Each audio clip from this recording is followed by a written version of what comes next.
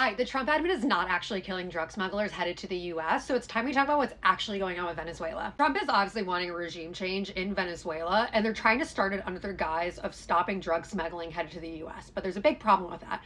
The one being that they've killed over 40 people, and regardless of the legal and ethical concerns regarding this, the actual experts say that the boats that are suspected of drug smuggling that have been bombed off the coast of the Caribbean and a few off the coast of the Pacific are actually likely not carrying drugs to the US. Fentanyl is absolutely a problem in the US, and fentanyl overdoses is absolutely a public health crisis. But the thing is, the fentanyl that makes its way into the US drug supply doesn't actually come from South America, it comes from Mexico. And experts in the drug trafficking trade show that boats that are leaving Venezuela off the coast of the Caribbean are actually headed to bring drugs to Europe and Africa.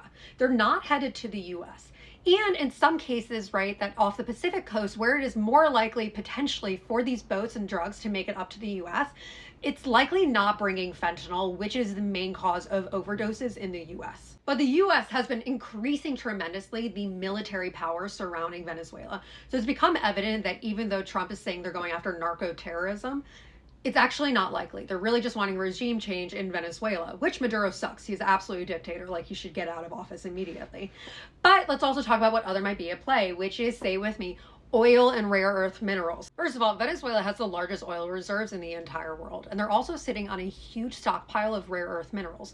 And if you remember, China has slowed down the exports of rare earth minerals. Rare earth minerals materials are literally the foundation of modern technology and technology infrastructure. And you want to know who else Venezuela has really strong partnerships with? China and Russia. Both Russia and China have invested millions and millions and millions of dollars into Venezuela in the wake of the US sanctions, right? Because that's what always happens. Every time US pulls back, Russia and China are there to invest and try to align that country with them. Maduro is very much open to these relationships with Russia and China.